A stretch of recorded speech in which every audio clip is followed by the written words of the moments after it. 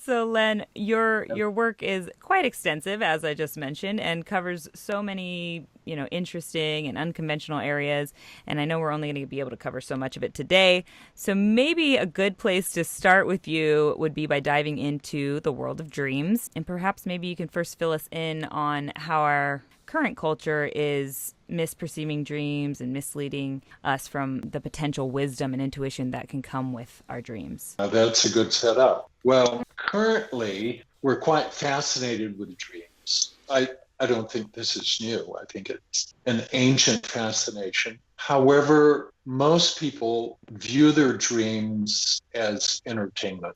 And if they do speak of their dreams, they speak of them in such a fashion like, you won't believe what I dreamed last night. That's if people even take the time to linger in bed long enough to remember a dream. So primarily it's entertainment. For people who take their dreams more seriously, I think there is the most common error of taking the dreams literally, so that if you dream about your boss at work, then you presume that the dream might be showing you something about your boss. It's what I would call externalization or literalization, and we're very caught in that. The other way, of course, which is more out of depth psychology and more ancient spiritual traditions, is to see the dream as symbolic, as a metaphor. And I even have another way of understanding the dream, which is to see it as a simulator, much like how pilots or astronauts are trained prior to going into actual flight. They're in something that has the same cockpit, and they're presented with many different scenarios that are intended to show them where their blind sides are, where they're not skillful and they're lacking knowledge. And the simulation is designed to find out where the pilot is weak. And I think that's probably what dreams are doing for us as well, if we can use it to see how it is we're not masterful in our dream. So if we're, for instance, overly aggressive, we tend to be shy and afraid, passive, or run away, then we can see what intimidates us, and that will give us a chance to, in a sense, replay the dream in a waking state and choose a different way of acting. So this latter approach, you might say, a dream as a simulation, takes the dream not as entertainment, even though it is quite entertaining, but as something very serious that's happening in the personality that's intended by nature to make us more adaptive, which is the purpose of evolution. Yeah. That's beautiful. That's so important. I think that, yeah, I mean, I've spent the most of I've had very vivid dreams throughout my life. And I feel like I always just, like you're saying, relate them to, oh, I dreamed about, whatever it is, about cheating on my boyfriend. I must be,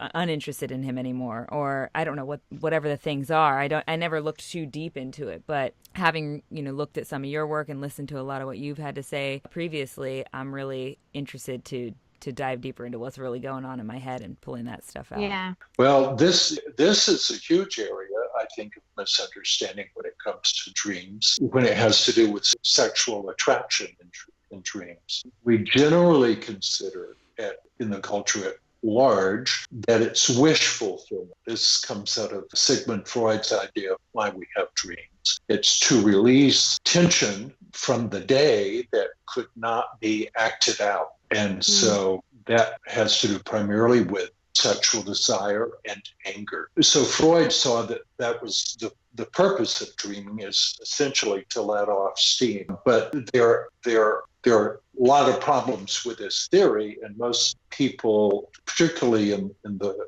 tradition of Carl Jung, Jung, see that that's a very reductionistic and narrow understanding of what's happening in dreams. And for instance, you can see sexual desire as a way of merging, which is what happens. And there's the two become one, so to speak.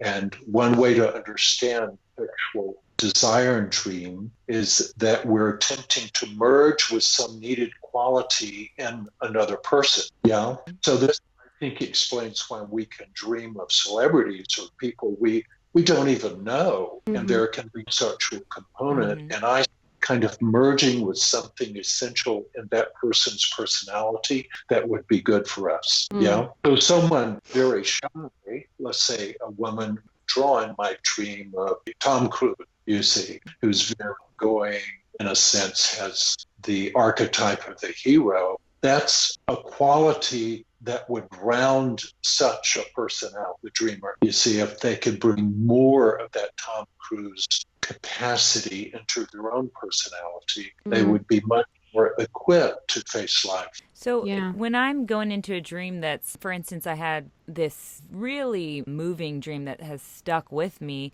which a lot of dreams don't, they come and go. We have a mini amnesia, it seems, when we wake up from a dream. But I dreamt that I was in this really like a storm, like a turbulent storm. I was somewhere in like a forested area or something, so that all the debris from the trees and stuff was, physically hitting me and stuff. I was running through the storm trying to get out of the storm, and I duck into this cave, and in the cave I find my grandparents are in there. There's like a couch. I mean, it's very luxe and calm and nice and super serene in this cave, like a safe haven, right? And my grandparents, who were deceased at the time I had this dream, and I go in there and I'm like, hey, what are you guys doing in here? Like, what are you doing here? This is where we hang out, or this is our place.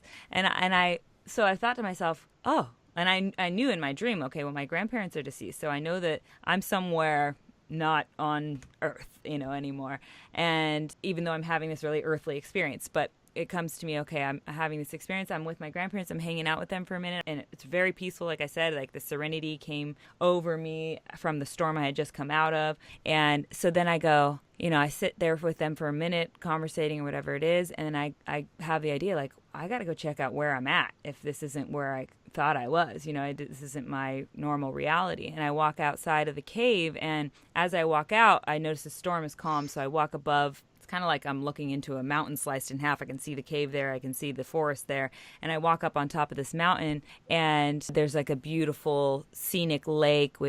Everything's like pristine and calm with the little, sparkles on everything. And everything was really gorgeous. And I started crying. I was in tears with just like this elation that this was heaven. This was like whatever as a child or whatever it is you would envision is this perfect place. This place is just so peaceful and calm, and that's what's there after the storm. And I woke up crying after that, and I was more good to know where my grandparents were type of thing. I was a lot younger when this happened, but I don't know. Can we look into that a little bit? Sure. So if you consider the dream as a purposeful stimulation, it's putting you in a situation to help you develop some quality or to reassure you of some truth. You might ask, what is the purpose of this experience that you've had? It was a real experience, even though not in the dimension that we normally live. Right. And something really happened to you. You had an encounter with these ancestors, with people that I'm assuming were positive for you. And it reiterated the importance of their presence, meaning their attitude, what they stood for in life, what they believed in, the nature of their personalities. The whole of them was very consoling for you. Yeah, definitely. So I would ask, why was that important at the time of your life that you had this dream? And I probably answer that by saying, first of all, they died within 9 months of each other, and I lived with them for a big period of my life. It wasn't then while I was living with them that they passed away, but they're a very important part of my life. They were probably what I would say held the larger part of that side of my family, my mom's side of the family, together. Once they passed, we stopped all doing Christmases in the same place, and so the family unit became, not separated, but maybe just dispersed more. And because I come from a divorced family, maybe there's something in there where I already have this like fear of that type of separation or abandonment issue or whatever it is, that I don't want to see that type of separation happening. So perhaps that played into it. And maybe just knowing I was also in that same time frame, around that same time, and really since I can remember, like 7th grade or so, is when this like a spiritual journey of soul seeking thing started for me, where I was getting really interested in the history of religions and just trying to figure out, okay, coming from a background with those grandparents being very religious, and they always like kind of pushed me into religion. So exploring what all my options were when it came to spirituality, I guess. And now that my grandparents, who were these very religious people, passed, like, where do they think they went, and what makes sense for me, with my logical brain trying to figure out spirituality in that same time set of them passing. So I don't know. There's a lot in there, I guess. Well, let me see if I can help make it even more intimate for you. Okay. When you think of them, how would you describe their essence? What is or was good about them? Both very loving, but my grandma more stern and judgmental comes to mind. Or she's where a lot of shame came in my life, but also a lot of guidance in that. Okay. How was she in the dream? They were both as a unit more than it was singular. Like, I don't remember a big experience with one or the other. It's more like they were there together. And maybe that was even the bigger thing, is that they were together. That's what I'm getting to. And what is the essence of that togetherness that might be important? What is good about that togetherness? Not being alone. I think that's one of, I'm sure, everyone's biggest fears, but definitely one of my biggest fears, and other dreams that I've had several times throughout my life, is where I'm actually at my grandparents' house again, standing amongst relatives like we would do when we would have family gatherings there. And there's this light that's shining on this group of us that are standing there, but otherwise it's dark around. It's actually this like bug zapper light that they used to have out in the front patio. And we're all standing there and we're illuminated by this light, and we're all conversating or whatever's happening. But little by little, each person is fading into the darkness, and one by one they go. And every time I blink, someone else is missing, and I know what's coming is that I'm going to be there alone. I'm going to have to face this darkness, and eventually I do. And then I'm standing there in this light, and I have to decide, what to do. And I turn and I walk into the darkness. So I think it's a similar correlation there, where it's like togetherness symbolizes not being alone, or not having to face things alone, maybe. Yeah. And what would happen to you if you breathe the essence of their union of being together, if you breathed it into you and took it into your personality? How might that help you to have their wisdom in knowing how to be together and how to stay together? How might that be helpful to your personality? If you, through your breath, could breathe that wisdom into you. You follow what I meant? Yeah, I think I definitely, it's something I definitely need to almost feel safer in relying on my relationships with other people, or just relying on people to show up in general. To know that it's possible. I mean, they're showing you what's possible. Yeah. And it's easy to get jaded and to think, well, I'm not just made. I'll never find someone to be a partner or a companion in life, and to give up on that dream. But you, in a very tumultuous experience, like in the dream, it's crazy stormy. And you find your way to the antidote, which has to do with seeing this beautiful unity, togetherness, companionship of grandfather, grandmother. Yeah. And what a model for you. It would be easy to lose sight of. Yeah. Do you think that it's true that the others in our dreams are representing ourselves? I think they're representing potentials. Yeah, this is a potential that is dreamed.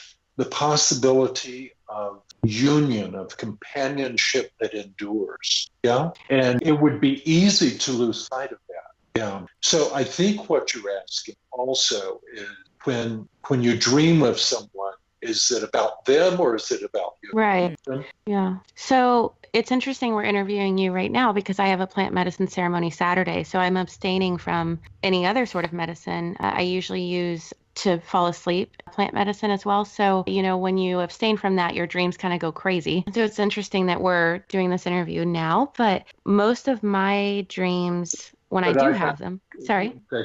Could I back up and say something? Is when you abstain from taking your nightly smoke, you notice you start dreaming more. Yes, big time. And that's probably because smoking suppresses the dreaming process. And when you're finally free biochemically, to dream, there's this pressure to catch up with dreaming because it's so essential to creativity and memory foundation.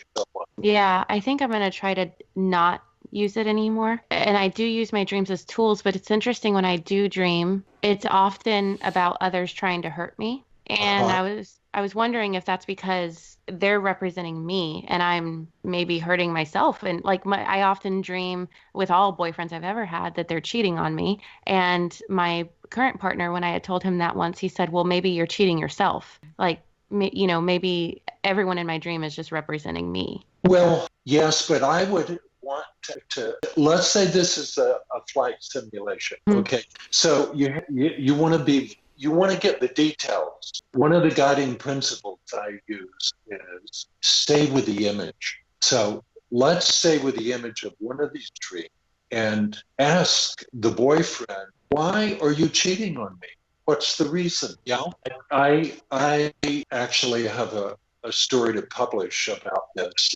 A man that I worked with for years who began to dream that his wife was cheating on him, and it pulled the rug out from under him. It brought him to his knees and he would go to her and say, look, I think my dream is giving me a warning. And she would say, and I knew her to be telling the truth, I have no interest in having an affair. The one of your dreams is not me. It's about something else. And he eventually came to ask the question of this woman, his wife, in the dream, why are you leaving me? And if once you learn what is called active imagination, you can pose these questions to dream figures once a day and wait for impressions to be informed with the answer. And when he did that, she said, I'm leaving you because I am so sick of your hypermasculine and you're always in control. You're very competitive and I can't get close to you that way. Now, this is what his imagination gave him as the reason for his dream wife leaving him. And it cut him to the truth like nothing else. And this went on and gradually he was able to absorb the truth and see how his early beginning had made him overly competitive. It had paid off in making a lot of money, but it had made him very one-sided. And his soulful partner in the picture of his wife was complaining and demanding a change. So I think the answer is as different and unique as there are. Yeah. I would say, ask him, why are you cheating on me?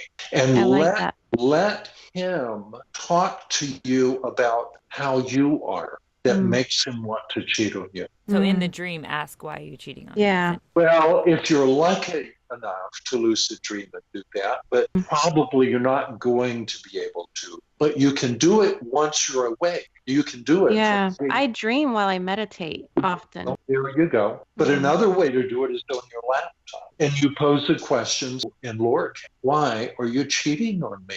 What are you not? What's the reason? And then you push all cap and let your imagination speak for him. Yeah, that's interesting. That's actually how I journal. I write a question at the top, and then I just let whatever comes out come out. That's cool. I didn't think of this as a... Then you get a conversation going back and forth, you and your ego identity, and with another potential in you. And that is rich. You can discover much more than what was even in the dream. Yeah. I love that. That's really cool. The fear dialogues. Yeah. I've also heard you mention some interesting stuff about the neuroscience of sleep and dreaming. So would you bring us up to date on the science of how this plays into our physical and mental well-being? Well, there are two things currently that we are deprived of that is having a huge impact on our health. Two things during sleep. One is deep sleep,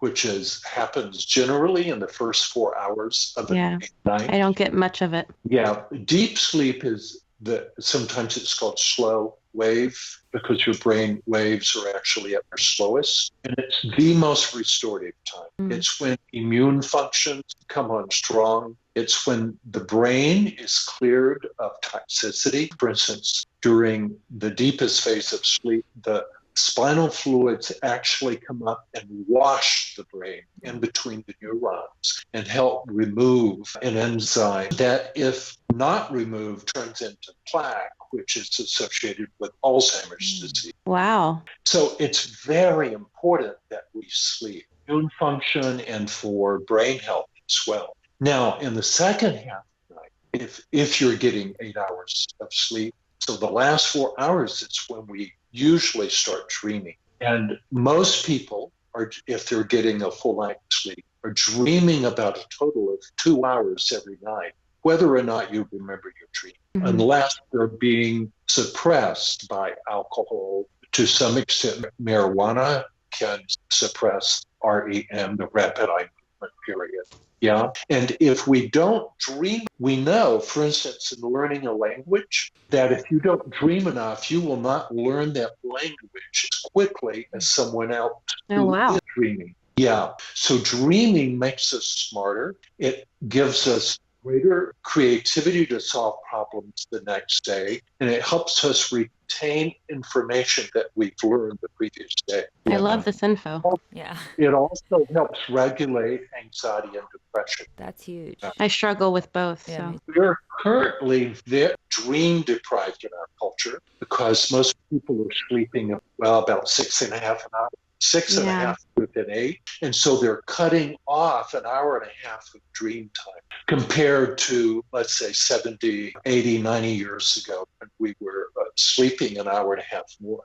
yeah. Is that due to light eventually, like the actual light bulb and being able to see at nighttime and lighting, not having a pure darkness the way that we would if it was hundreds of years ago? Well, yeah. And not only the light bulb, certainly, but it's also for us now, blue light emanating from computer screens, because this lowers the output of melatonin, hormone that kicks in when there's darkness and helps us sleep. The more blue light coming in, especially the closer you get to sleep, it's interrupting the circadian cycle, and it's essentially telling the body that you need to stay awake because it's still daylight and the sun is producing. Yeah. So even substances like caffeine, is that, we talked about marijuana a little bit being disrupting the dream cycle, and certainly alcohol doing that. Is caffeine, what kind of effect does it have on the dream cycle and on sleep in general?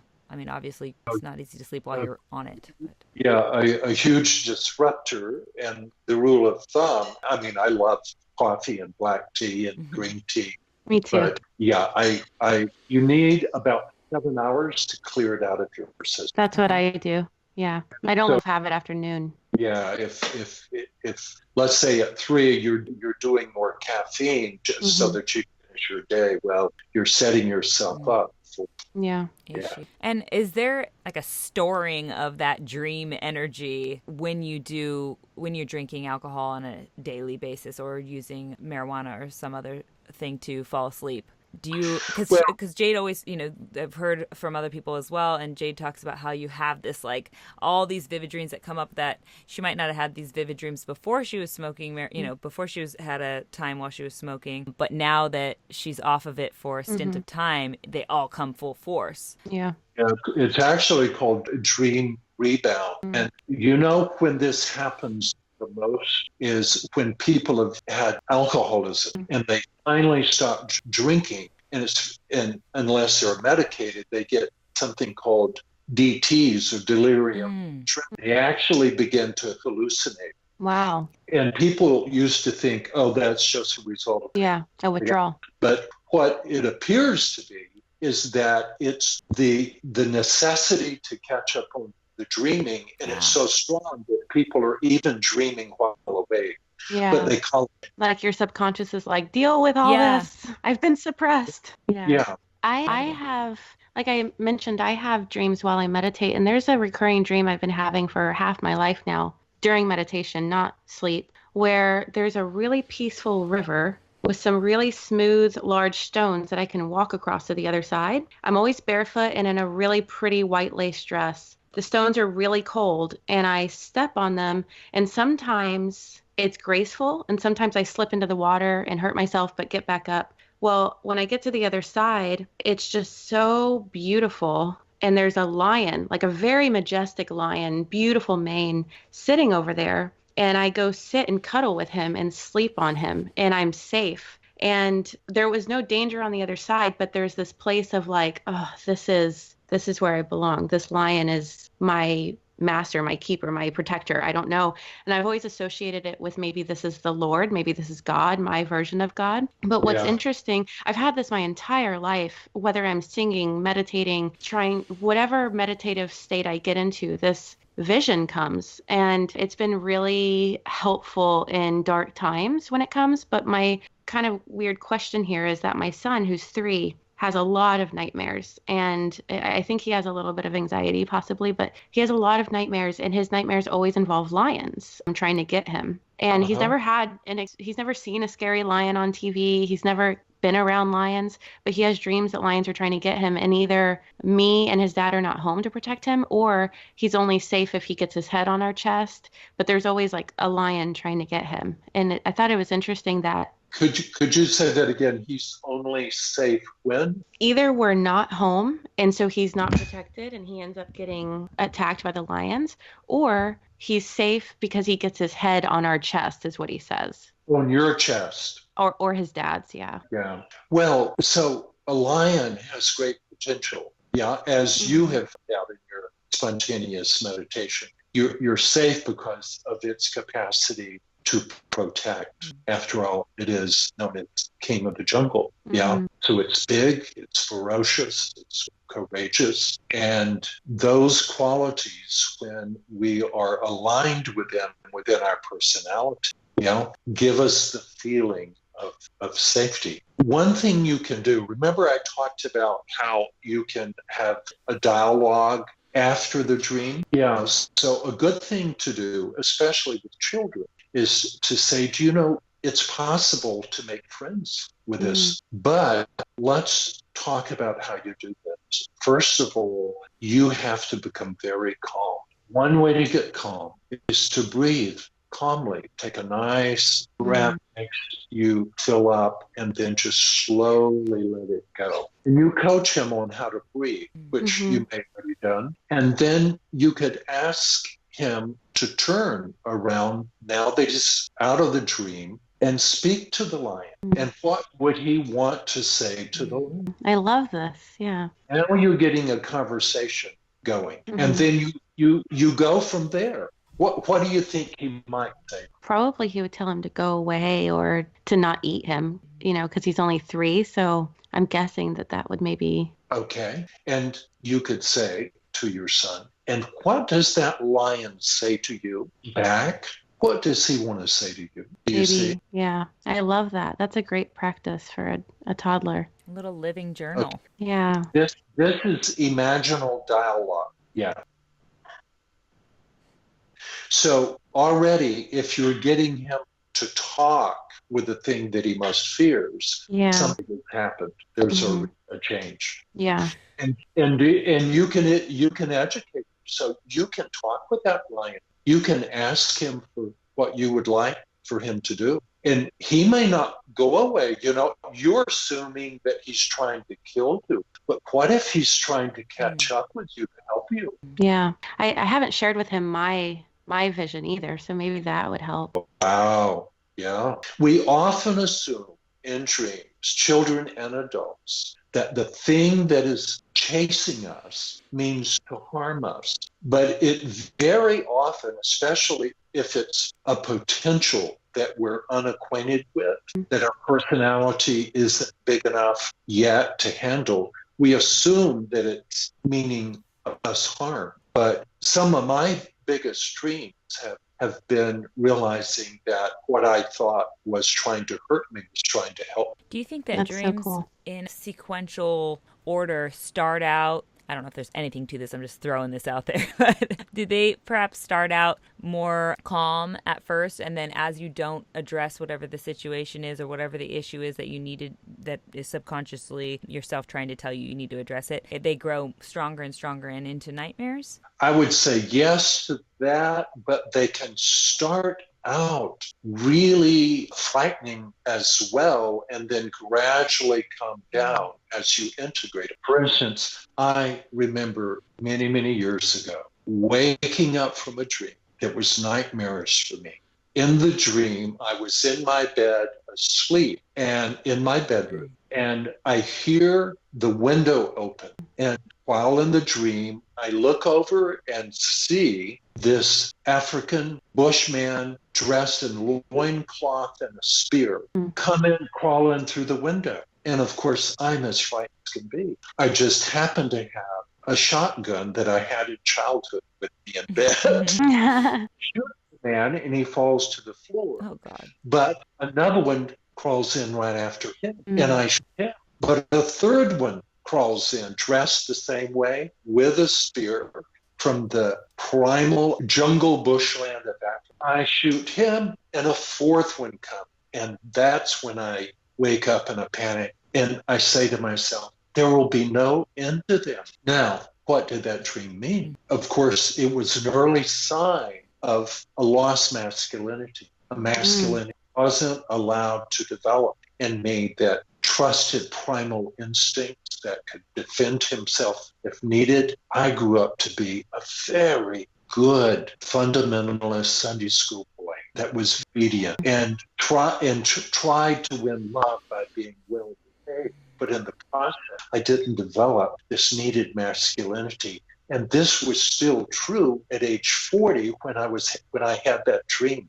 You see, it took me years to integrate that masculinity. And it took a lot of dreams to do it. And in the early days, I was always running from this type of man. Either he was kind of lower socioeconomic Hispanic or usually African American. And because I lived academically up in my head, but I was cut off from this primal masculinity. Wow, that's really powerful. Yeah. So now that we've got, did you have anything else? Well, on that I just wanted to say one beautiful series. I actually recorded it. It's on my website in the Dream Studies page, Worley, and I talk about 3 nightmares I had of a white Volvo being destroyed by nature, by the jungle or by the ocean. And in one, there was a little black inner city 10-year-old kid who tore the roof of my very secure white Volvo. And when I understood what was happening, I realized that here's this primal childlike masculinity. This little boy knew how to be very savvy on the street, you see, something I didn't know. And he was wanting to do away with this orientation like the Volvo that was very safe and secure, but not very satisfying. Interesting. Wow. Things that frighten us often come to help us. Yeah. All of our fears are trying to teach us something. Yeah. We need to be shaken sometimes to wake And up. we react to fear more than we do to things that aren't scary, you know? Yeah. So it reminds me now of this dream of your son. I wonder if he could practice being more like a lion. That's good. What do for him to learn how to roar or growl when he's bothered about me? I love struggle with masculinity. That is interesting. And Soul, her son, is very like tender and sweet and definitely, isn't He's the little boy emotional. who's beating up others. Yeah. No, he's emotional. Yeah. Yeah. That's so Yeah, but interesting. he's in need of some claws. Yeah. Wow. All right. So now that we know we have this direct access to this newly found magical superpower, thanks to you, Len, how do we begin to, and I know you've already explained a lot of how to do this, but maybe you can give us some finite guidelines here of how to decipher our dreams and make use of the truths and insights we find in them. Well, the first thing is, of course, remembering your dream. You have to linger in bed, remember your dream. You can't jump into the activities of your day, which are all external, and expect to remember much of your dream life. So staying in bed, hopefully not having to wake up to an alarm clock. Hopefully you've had enough sleep naturally. And then when you do, to take a minute or two, see what emotion, and then ask the question, oh, I wonder what I've been dreaming that resulted in me having this feeling when I woke up. And then if you get any images, you have to rehearse it there before you get up to pee or make coffee. You have to have it in your memory. It has to be rehearsed, and then it needs to be written down. Yeah. Secondly, this is complex, so I'm going to have to make it simple here.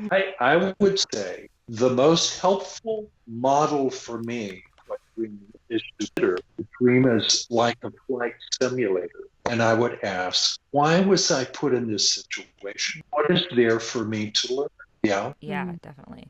So the first tip that you gave of making sure you have, first of all, enough sleep so that you can wake up naturally and not to an alarm clock, hopefully, and then think about what you actually just dream about. When you are in a dream, what is the chemicals or what's happening there that's making it so that you don't remember it like you remember something that happens in real life? Ooh, that's out of my league. Okay. Why we're not able to remember, I do not know the answer to that. But there's something that we're not producing. I heard something about, I'm not sure which hormone or chemical that we're not producing, but there is something that doesn't allow us to capture it the same way we do in a waking sense. Maybe it was noradrenaline. I'm not sure. But anyway, so the idea is, it just doesn't really matter. Well, yeah, I'm sure there's a neurochemistry in this. I know serotonin and dopamine is lowered in the dreaming process. Okay. Choline is elevated. In fact, it's one way that people increase dream recall is to take some kind of supplement that will increase cerebral activity. And you take it at the 4-hour mark in the night. Wow. Yeah. So that is important, though. I think just knowing that we are going to forget our dreams. Like I remember some vividly, but I think it's because once I wake up, I'm then having such an emotional experience. I sit there and recall, okay, what happened, and I maybe even say it out loud to somebody. And now I'm just recalling what I've repeated almost more than the dream itself. If that makes sense. Wow. Is there a certain meditative practice that you use in order to tune into your own subconscious? Yeah, there is. Let me go back when I started meditating several decades ago. In retrospect, I used it as escape from my problems. I didn't realize this at the time, but later I began to notice that when I came back from meditation, a meditative state, I was almost numb. And I think actually I was disassociated. And I would go into this blissful state, but I don't think it was very useful. But I thought of meditation as being primarily that. It's a way to get away from my stress. And I think it's often how meditation is taught and done. It's a way to a stress reliever. Today, I do almost the opposite. Oh.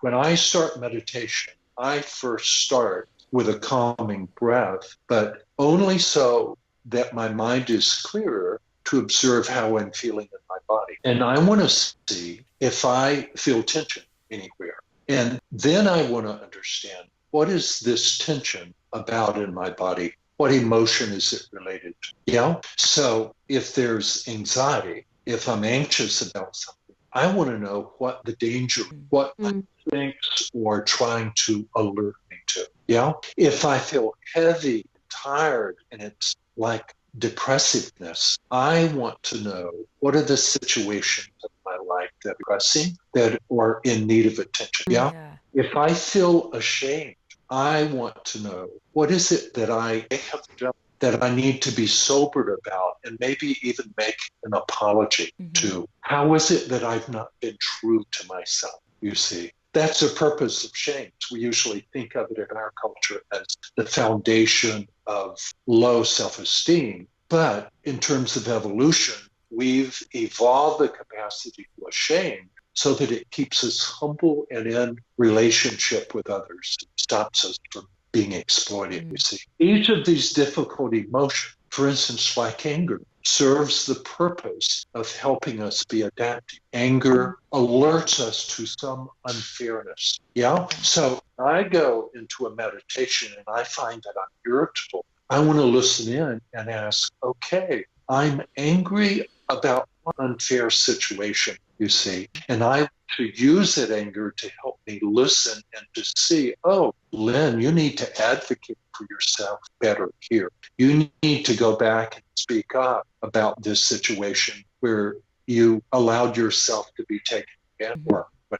Yeah. So I listen to see what's disturbing first. I want to know rather than transcend above it, because in doing so, we miss a huge source of guidance. You just turned meditation into a serious work day, it sounds Yeah. like. But at the same time, I think that makes a ton of sense that Yeah. you can't really rise above any of the crud if you don't get through the crud first, right? You have to do the work. I didn't think of it as an escape. That's true. I know for me, I do it to clear my head so that I can be more present with my kids. I almost think, though, Jade, to that point, like when I'm doing it to clear my head, it's more just giving myself a moment to consciously breathe than almost anything else, and think about, like, actually focus on one thing, whether it be space or, you know, something that calms you, which is just focusing your brain. I mean, to ask yourself to actually think nothing, I think is not necessarily possible,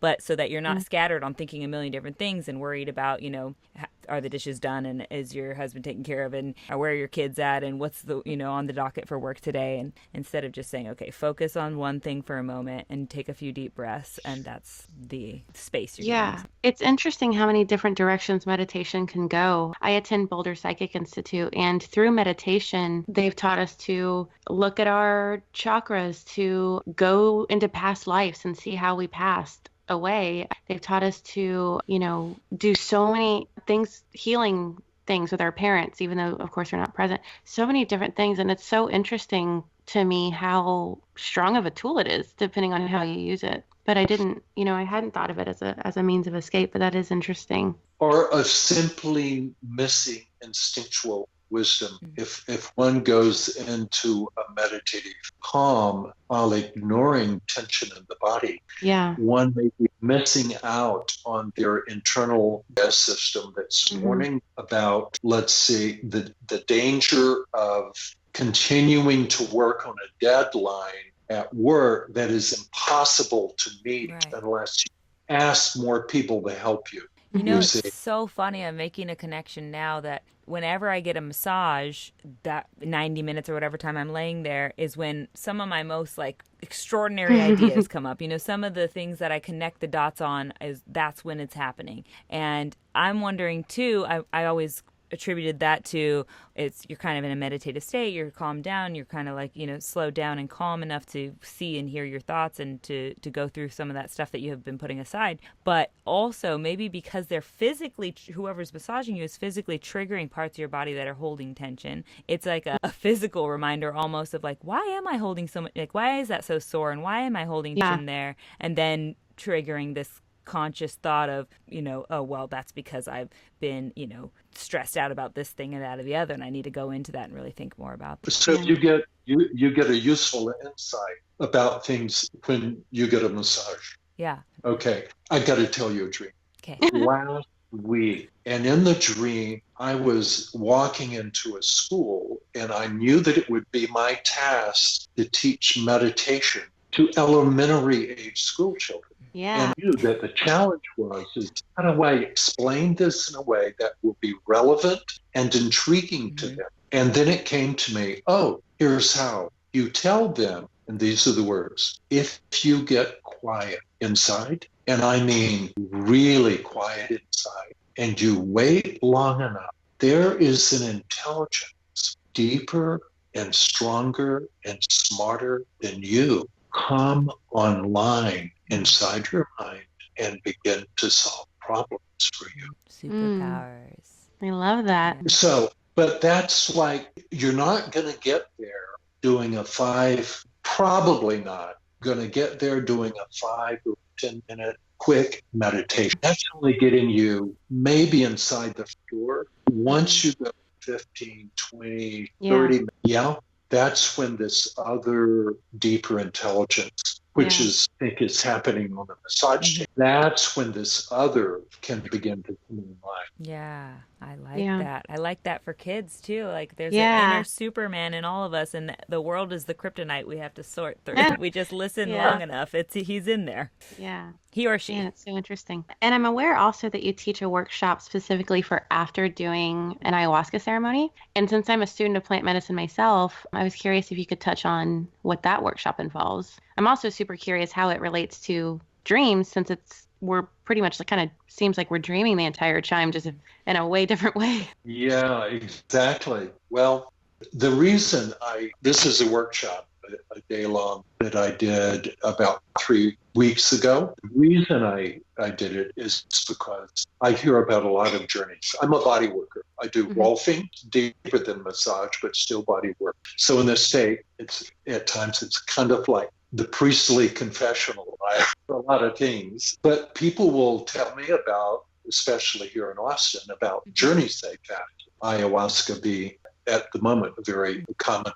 And so I hear people talk about their experiences, and I note two things. Either they've had a difficult, bad experience, and they've not made use of it. They've not understood why their unconscious was giving them a difficult journey. And so they write it off as a bad trip. I don't like the medicine, or no integration. Whatever it was, And it remains a compartmentalized experience. The other thing I noticed is that people can have terribly blissful experiences and it not translate into how they're living their life day to day. Yes. Yeah, integration is really about, I would prefer to say, assimilation. It's how to take these extraordinary experiences, let's say positive experiences, and change your life with it. Yeah. The homework is hard. So, oh wow, where to go there? And I see these experiences really in the same way that I see dreams, is in a journey experience through the medicine. You're softening your typical ego, and as a result, a deeper wisdom, intelligence can begin to communicate through imagery and impressions, right? The same thing happens in dreaming, is essentially the ego defenses are taken offline, and then consciousness has access to much more that's actually going on in the psyche. What are your thoughts on using plant medicines as that type of therapeutic tool to explore these things that maybe we're already dreaming about, we're just not focusing on in our dreams? Do you think that if we were just able to use the things that we have access to, like our dreams, if we were able to use them properly as therapeutic tools like we're discussing today, would that make it so that we don't even need to look for these external sources to really push us into that, like ayahuasca or any of the other plant medicine experiences that do other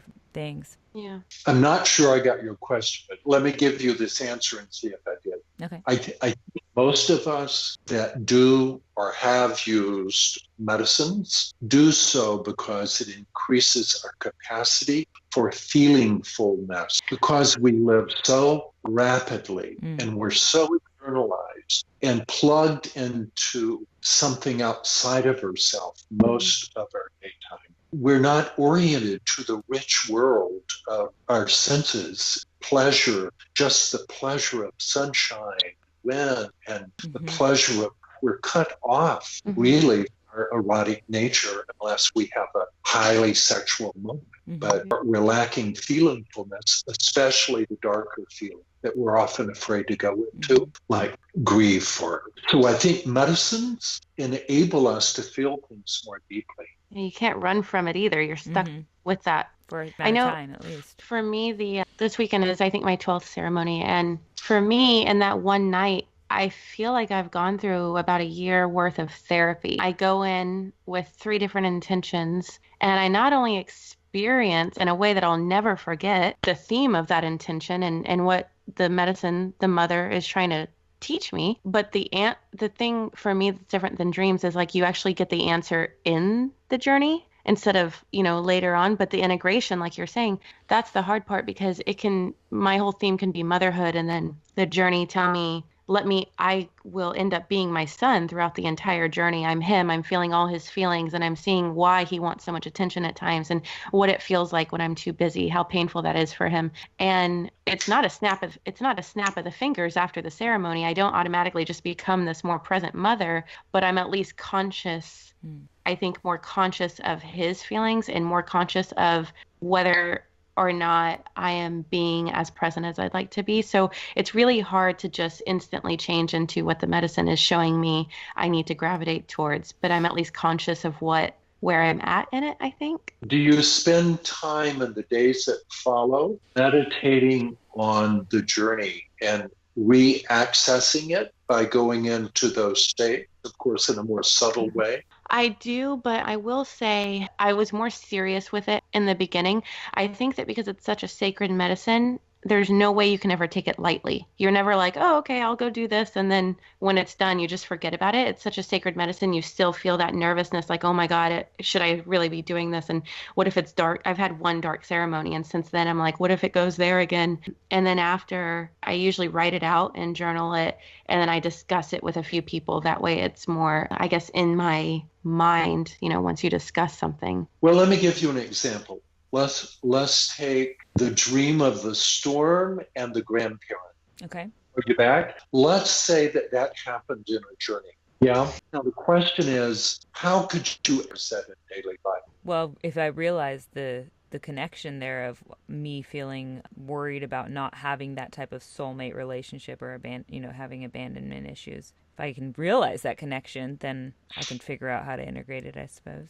And in meditation, let's say, I'm with you there, you could actually go back and remember the sweetness of that encounter. You could see the stability of their relationship, and you could breathe it in through a meditative breath and imagining it going to every cell of your body, and notice any place inside of you that lacked faith, that maybe had become jaded or that was not holding that dream of possibility. And you breathe the essence of those grandparents right into those fearful places. The more you do that, day after day after day, you create new, as we know now, neuro circuits, right, that can become increasingly established and more a part of your dominant personality. Yeah, but it takes repetition. It's the same with journeys. It's the same with dreams. It's one thing to have an interpretation, a meaning, but integration comes through repeated remembering, breathing, you see. So embodying this vibration and this feeling until it becomes a muscle memory, essentially, our habit. Yeah, there you go. Or with your son, of the lion. What, for instance, a question to him would be, if you were going to be like a lion with your, he's only 3. Yeah, well, he may be a little young for this, but let me say, the idea is to get him to practice being like a lion. Yeah, and the more he practices, the more that's going to integrate into the personality.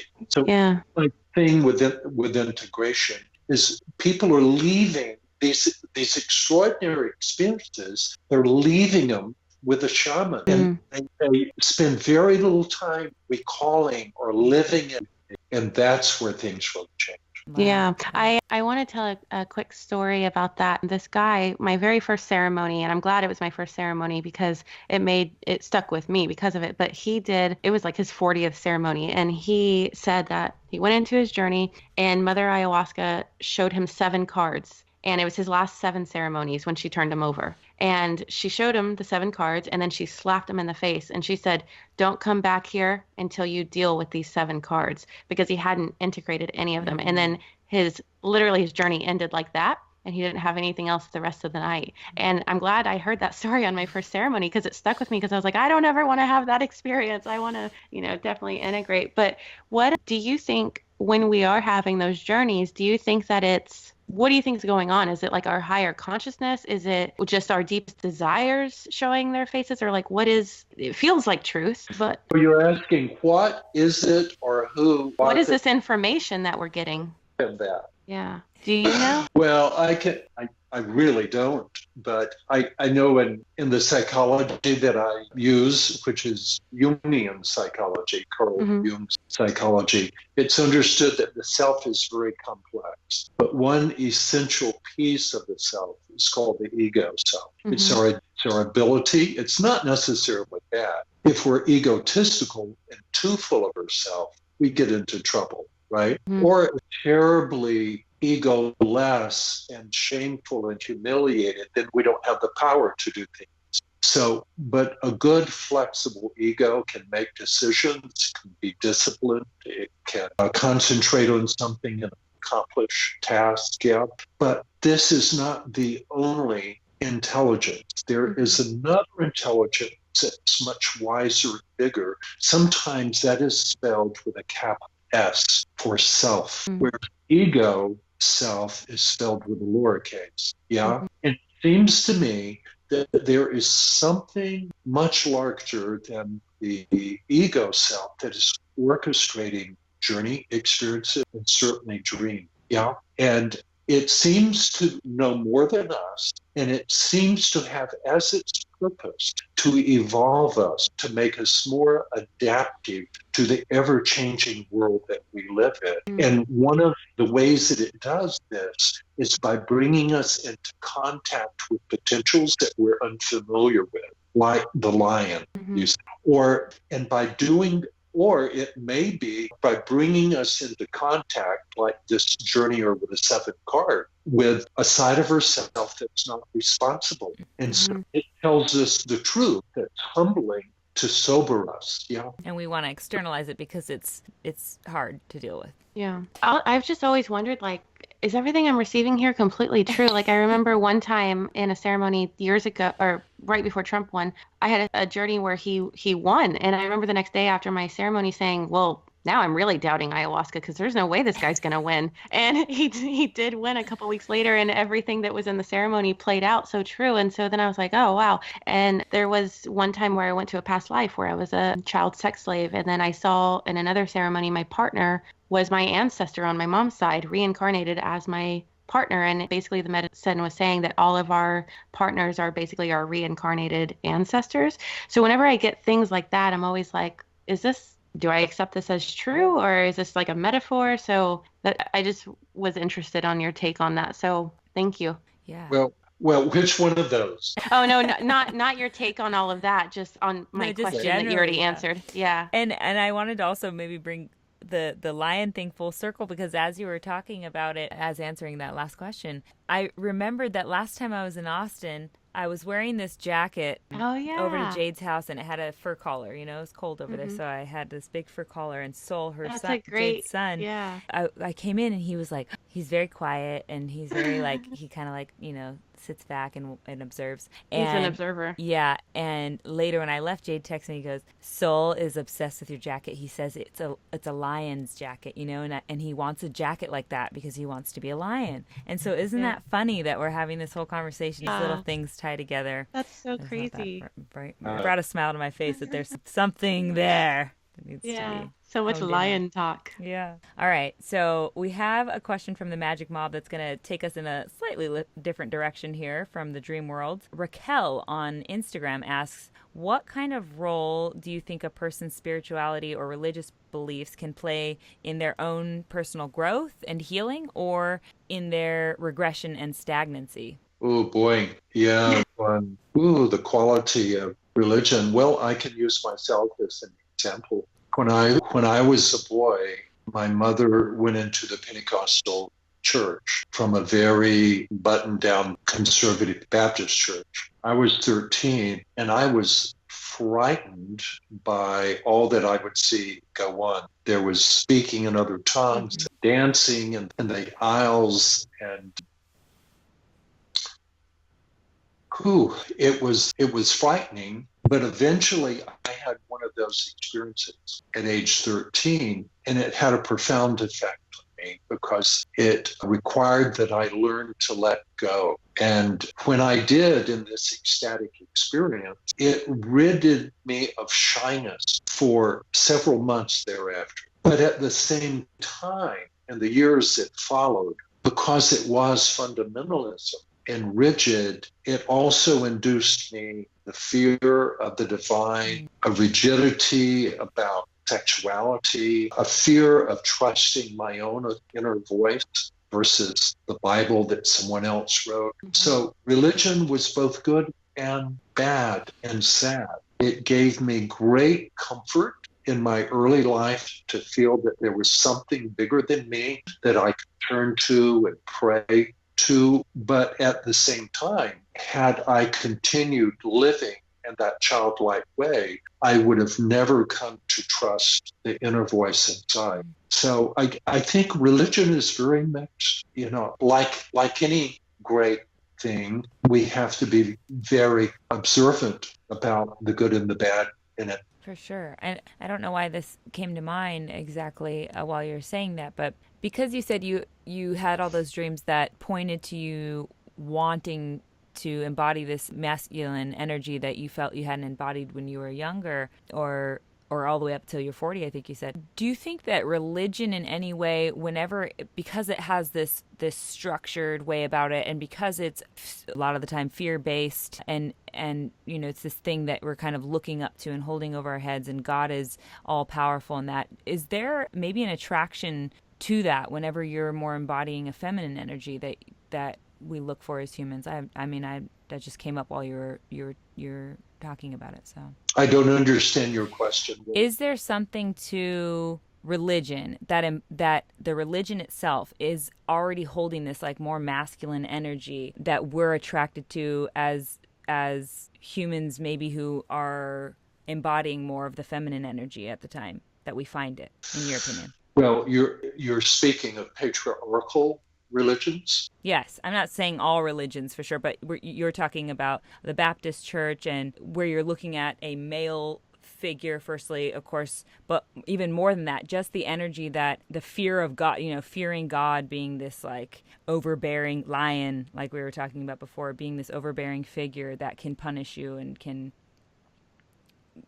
bring some sort of damage to your life if you don't follow his or whatever the rules are. That type of energy, do you think that we seek that out when we especially are young because we're not embodying that masculine energy yet? Does that make sense? Yeah, we're wanting something to protect us. Yeah, for sure. Mm-hmm. Yeah, so we're just like we turn to our mother and father because we're in need of guidance and protection. And I think in the early stage of spiritual development, we look outside of ourselves in a similar way. And our images are of some kind of God the Father, creator that is bigger than us. But as we develop emotionally, that God increasingly becomes an aspect of our self, our divinity. And maybe more balance too in those energies that I'm talking about. And maybe it's just coming, I'm sure it's just coming from my own personal perspective. But so let's see here. We have another question here from the Magic Mob. It's a pick your poison, which is always they're always a little difficult, these questions. Zero on Instagram says, would you rather live your entire life in a virtual reality where all your wishes are granted, or in the real world? Me? Yeah, mm-hmm. We're gonna all. Yeah, let's start with you, Len. We always have a pick your poison for every guest. Yeah.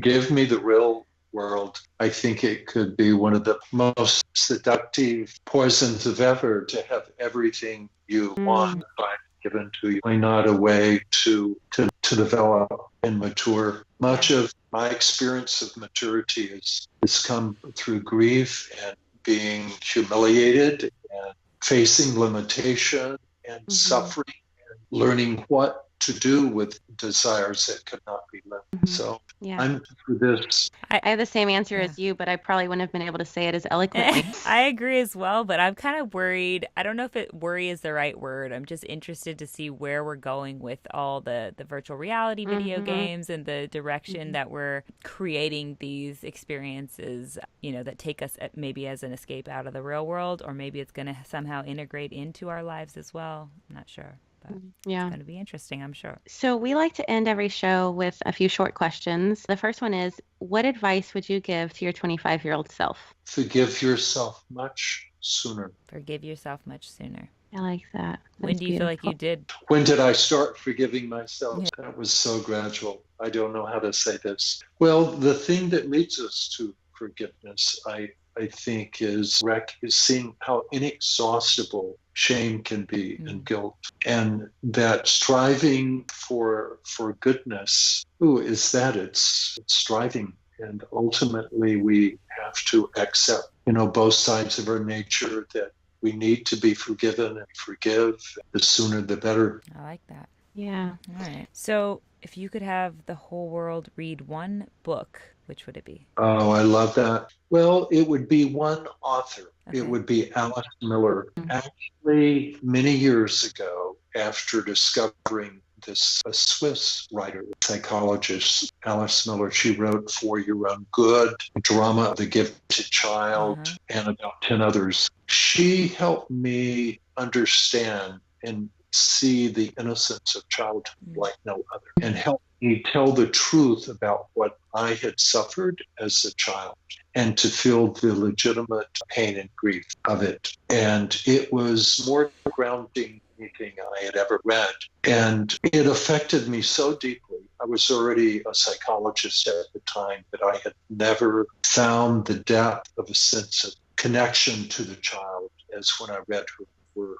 And I said, if I could have every person in the U.S. read this woman's work, I would be willing to die at any time. Oh, wow. Yeah. So I'm glad we asked. her writing as much as anyone else. And I'll give you an example of this. Okay. She grew up during the Holocaust. And in trying to make sense of what happened, she investigated the life of Hitler.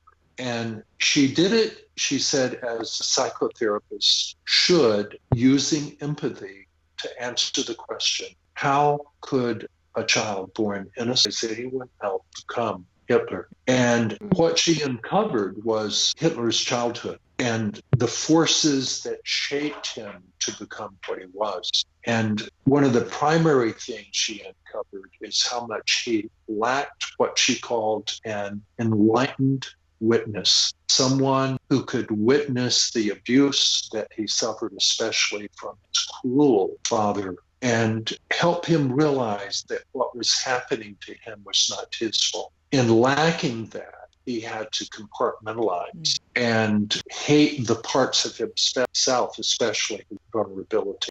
He's beaten a lot, but in reading this chapter, suddenly you realize that if you use empathy, you can understand everything, even the worst. And that's good news in understanding ourselves.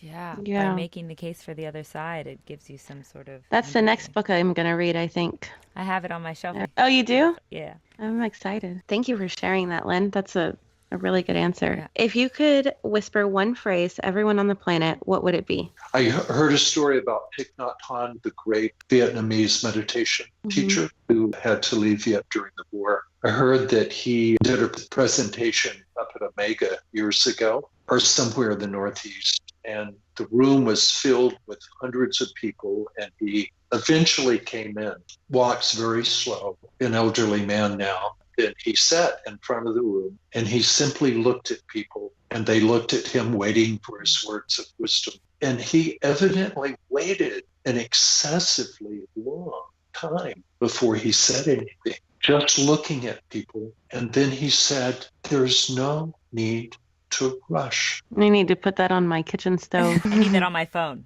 Every time that's where I'm looking all the time. I love that. My cell phone battery's about to go. Oh, good, because we have the last question. It's our last one. So where is the best place for our listeners to get in touch with you, Len, and where can they find you and your work? Yeah, my website, lenworleyphd.com. Yeah. Thank you so much. This was really eye-opening. I know I need to do a lot of work even on just the dream I talked to you about today, but generally I'm going to start using some of these tricks and tools you gave me today. So thank you so much. That was really good. Yeah, I think know. that The was whole really time I good. was like, this is better than I I know. expected. I was like, this is really good. There's a couple like where I asked some rogue questions we might want to cut Yeah, we'll because clip those to save time since he doesn't have an answer really for it. But yeah, if it's not good, it's not good. yeah, And sometimes I just go um, rogue and see what happens. Sometimes it's good, sometimes it's bad. So. yeah, you never know. But I felt Yeah, like we could clip them in and out easily. So yeah. okay. What do you want to do? You Something? want to just act like he just got off? Yeah. Yeah. Wow. No, I don't want to say wow. Hold on. I think I did that on my last one. Or you act like we Wow. just got off because I think I did the last few. Okay. Woo, that was good. I feel like that whole interview was just a box of magic tricks. Literally, I'm writing them down as he's saying them. Like, okay, I got to implement this. I got to implement this. I know. But So much information. I feel like I'm gonna have to listen to it, during editing, and then once we post it, it's like that's when I'll finally absorb it all. I think that's the nicest thing about doing this podcast is that we have to I know listen we to get to this have it 20 3 times. before it I gets know. posted. So we really are using this stuff. We're integrating as much as we can. I know. Well, except for how busy we are. But yeah, with doing the next one, getting ready for the next one, and doing it all over again. Yeah. But when I was talking to him about that dream of my grandparents, I was like not prepared for how all the emotions of that dream, because like I said, Yeah, I I was could tell. bawling from that dream when it happened, of course, to come back up and resurface and then trying to work through it. It was like a full-blown therapy session. So I cannot imagine like at one of his seminars where you go through, he has you go I through a lot know. of his dreams when he does these dream seminars. You go through several of your dreams. You literally do therapies with it. You journal with his guidance and all kinds of stuff. So I think next time in Austin, I need to set that up, get some express Yes, let's therapy definitely done. look at, since we're having a live South by show, let's definitely look at what he may have going on then. Good idea. That's a really good Yeah. idea. Cool. We'll take you guys with Yeah. us. Don't worry. All right. So let's get into today's magic tricks. Yeah, what do you have, Mercedes? My magic trick is focused on contrast, and the way contrast has been the theme of so much of my own personal growth in the most recent chapter, this current chapter of my life, specifically recognizing how and why to be grateful for the darkness in my life. I don't know, I've just been noticing that it seems like us humans, we creatures of comfort, spend the better part of our lives trying to avoid conflict. We are always attempting to escape pain and hoping to live with as little stress as possible, like we talked about a lot in today's interview. With these goals in mind, I tiptoe around major issues with my loved ones. We use addictions to mask our feelings for sure, whether that's even, it can be anything from shopping to drugs and alcohol, of course, whatever your vice is. And we keep our standards low so that we don't have to feel let down after not reaching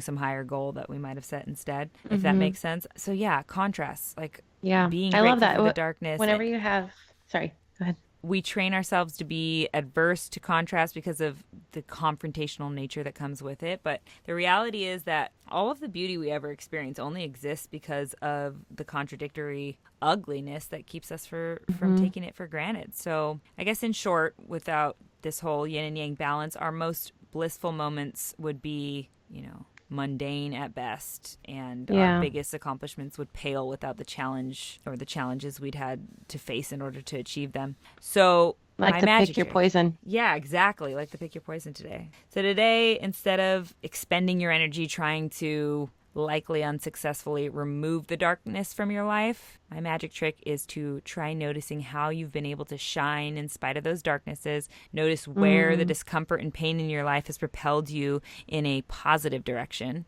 and maybe even attempt to be thankful for the places that this type of contrast has played a critical role in your life. I know this type of perspective swap has quickly and dangerously changed my life for the better, so I know you guys will have the same results if you attempt it. Yeah, I love that. I know that with me, whenever I have a big blowout with someone, it typically causes us to take some, damaging thing out of the habit or whatever, out of the practice of the relationship, So conflict can be really beneficial. I love that. Yeah. So what's your magic? My magic trick, I know. So I was going to do one, but because of yours, another one came to mind. So I'm going to go with that. Oh, and it's on the fly. I know. Let's see what happens. Take out a piece of paper, and on the left side, write down dark experiences that you've gone through, tough things throughout your life. And on the right side, write down how they made you stronger, which is, it goes hand in hand with yours because it's contrast, right? Sure. So, you can look at that list and think, man, proof. I'm freaking strong. Yeah. And what would I be without these dark experiences? Not that you enjoyed them, not that you would want to relive them, but they made you who you are. And it'll maybe putting this out on paper and looking at it will help you in your future situations that feel like they suck to think, well, what am I going to put on the right side of this paper?